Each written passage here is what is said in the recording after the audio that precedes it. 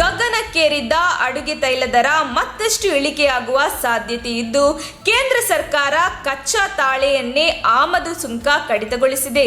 ದೇಸಿ ಗ್ರಾಹಕರಿಗೆ ಮತ್ತು ಸಂಸ್ಕರಣಾಗಾರರಿಗೆ ನೆರವಾಗುವ ಉದ್ದೇಶದೊಂದಿಗೆ ಕಚ್ಚಾ ತಾಳೆ ಎಣ್ಣೆಯ ಆಮದು ಸುಂಕವನ್ನು ಶೇಕಡಾ 7.5 ಶೇಕಡಾ 5ಕ್ಕೆ ಇಳಿಕೆ ಮಾಡಲಾಗಿದೆ ಎಂದು ಕೇಂದ್ರ ಸರ್ಕಾರ ತಿಳಿಸಿದೆ.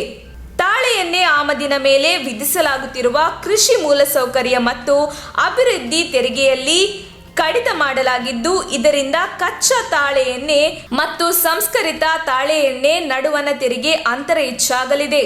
ದೇಶದ ಸಂಸ್ಕರಣಾಗಾರರಿಗೆ ಕಡಿಮೆ ಬೆಲೆಗೆ ಕಚ್ಚಾ ತಾಳೆ ಎಣ್ಣೆ ಆಮದು ಮಾಡಲು ಸಾಧ್ಯವಾಗಲಿದೆ ಎಂದು ಅಧಿಕಾರಿಗಳು ತಿಳಿಸಿದ್ದಾರೆ.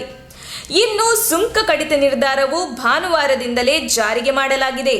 ಎಐಡಿಸಿ ಕಡಿತದ ಬಳಿಕ ಕಚ್ಚಾ ತಾಳೆ ಎಣ್ಣೆ ಮತ್ತು ಸಂಸ್ಕರಿತ ತಾಳೆ ಎಣ್ಣೆ ಆಮದು ಸುಂಕ ನಡುವಣ ಅಂತರ ಶೇಕಡಾ 8.25 ತಲುಪಿದೆ.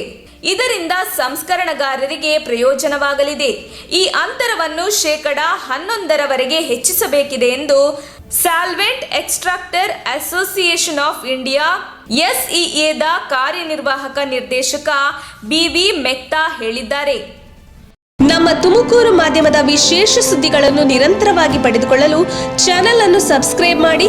ಕ್ಷಣ ಕ್ಷಣದ ಸುದ್ದಿಗಳಿಗಾಗಿ www.nammathumakuru.com ಗೆ ಭೇಟಿ ನೀಡಿ.